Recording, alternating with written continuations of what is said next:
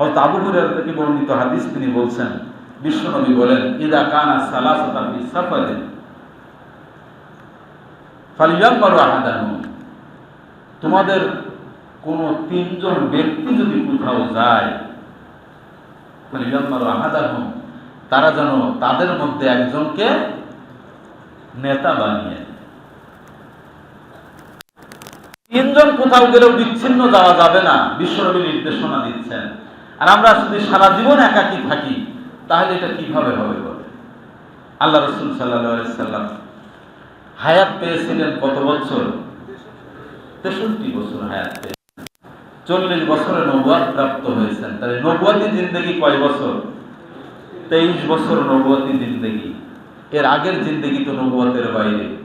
23 বছরের নবুয়তি জিন্দেগিতে বিশ্বনবী যত কাজ করেছেন, তত কাজের মধ্যে আমরা লক্ষ্য করেছি সালাত আদায় করা গুরুত্বপূর্ণ একটা কাজ। এখন উদাহরণটা এরকম ভাবে দেব, মা তার সন্তানকে দুধ পান করাচ্ছেন।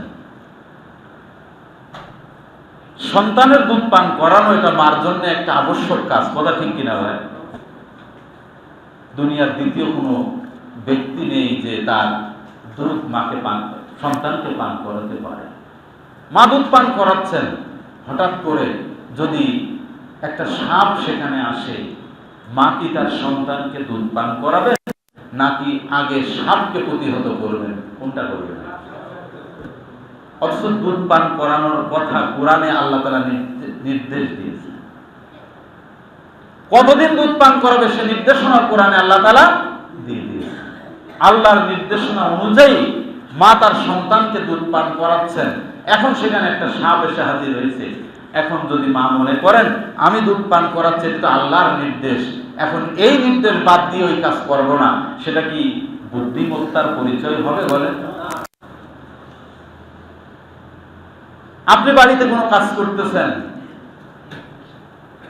সেই কাজ করার সময় যদি আপনি দেখেন সেটা গুরুত্বপূর্ণ কাজ, এই গুরুত্বপূর্ণ কাজ করার সময় আপনি দেখতেছেন যে আপনার বাড়িতে আগুন লেগেছে, এখন আপনি কি আগুন নেভাবেন আগে, নাকি আগে খানা খাচ্ছিলেন বা মেহমানদারি করছিলেন, অন্য কোনো কাজ করছিলেন, সেটা আগে করবেন? কোনটা করবেন বলেন? সকল কাজ ফেলে রেখে আপনি আগে আগুন থেকে আপনার বাড়ি, আপনার সম্পদ রক্ষার চেষ্টা করবেন না করবেন? দুনিয়াবী কাজে আমরা গুরুত্ব বুঝি। তাহলে এখন আপনি যে খানা খাচ্ছিলেন, সেই কাজটা কি অবৈধ কাজ নাকি বলেন? ওইটা কি একেবারে গুরুত্বহীন কাজ? ওটাও গুরুত্বপূর্ণ কাজ, কিন্তু ওর চেয়ে বেশি গুরুত্বপূর্ণ কাজ হচ্ছে আগুন ধরেছে, আগুন নিভানো, অন্যকে আহ্বান করা আগুন নিভানোর জন্য। সন্তানের দুধ পান করানো মায়ের জন্য গুরুত্বপূর্ণ কাজ, কিন্তু তার চেয়ে গুরুত্বপূর্ণ হচ্ছে সাপের আক্রমণ থেকে তাকে রক্ষা করা। আমার প্রিয় ভাইরা, বিশ্বনবী সালাত আদায় করেছেন, সিয়াম পালন করেছেন, আবার তার জীবনে সালাত আর সিয়ামকে বাদও দিয়েছেন, কথা ঠিক কিনা? যে কাজে গিয়ে বিশ্বনবী সিয়াম ছেড়ে দিলেন, বিশ্বনবী সালাত ছেড়ে দিলেন, আচ্ছা বলেন, সালাত আর সিয়ামের যে সেই কাজের দাম কম না বেশি? তাহলে বিশ্বনবী যখন তাবুকের যুদ্ধে, খন্দকের যুদ্ধে যখন অংশগ্রহণ করেছেন, সেই যুদ্ধে তিনি একত্র 2 ওয়াক্ত না 4 ওয়াক্ত নামাজ, কয় ওয়াক্ত? 4 ওয়াক্ত নামাজ সাহাবাদেরকে সাথে নিয়ে তিনি নামাজ থেকে বিরত থেকেছেন। সমাজের দুর্নীতিবাজদেরকে মোকাবেলা করার জন্য, দুর্নীতি মুক্ত সমাজ গঠন করার জন্য বিশ্বনবী সালাত ছেড়ে দিলেন। সমাজকে দুর্নীতি মুক্ত করার জন্য, সন্ত্রাস মুক্ত করার জন্য, ইসলাম বিরোধী মুক্ত করার জন্য বিশ্বনবী বদরের যুদ্ধের দিনে ঘোষণা দিলেন, যেটা 17 রমজান সংঘটিত হয়েছিল।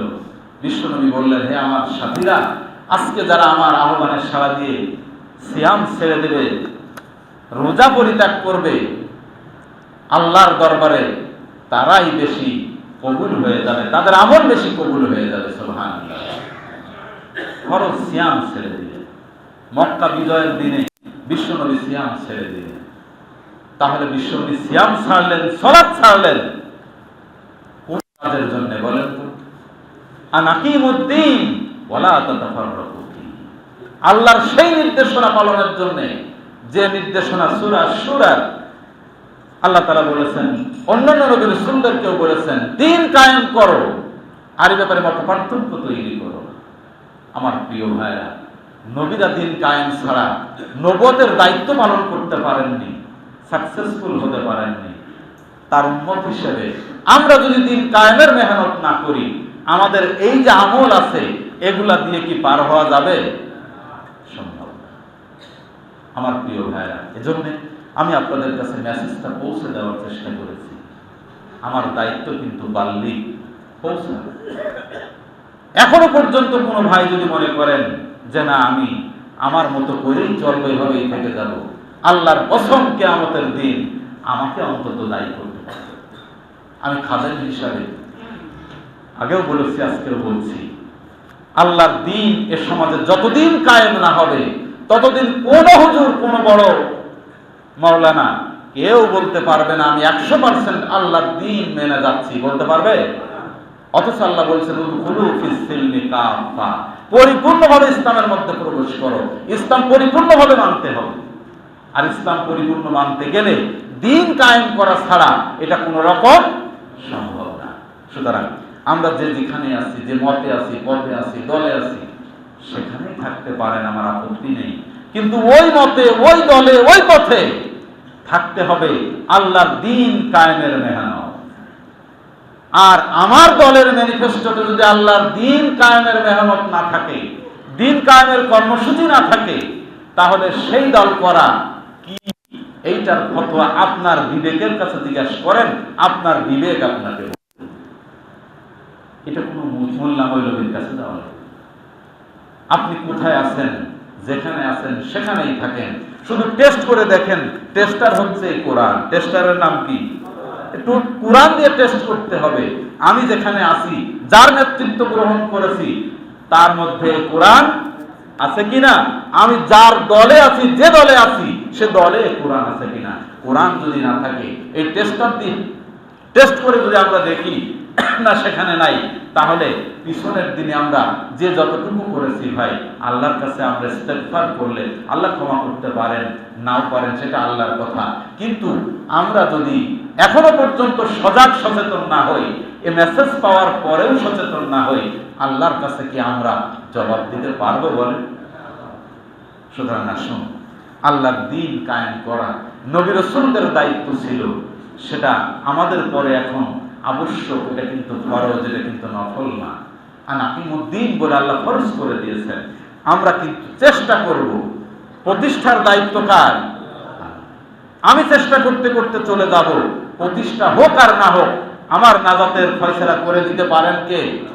আল্লাহ। আসুন না ভাই, আমাদের নাজাতের জন্য, আমাদের এহকালীন কল্যাণ, পরকালীন মুক্তির জন্য, আমরা আল্লাহর দ্বীন প্রতিষ্ঠার জন্য পরস্পর সঙ্গবদ্ধভাবে, একাকী না, সঙ্গবদ্ধভাবে আমরা আল্লাহর রজ্জুকে আঁকড়িয়ে ধরে সামনের পানে এগিয়ে যাই। আল্লাহর দ্বীন কায়েমের আন্দোলনে আমরা সবাই শরীক হই। আল্লাহ আমাদেরকে তৌফিক দান করুন। আমিন। আসসালামু আলাইকুম ওয়া রাহমাতুল্লাহ।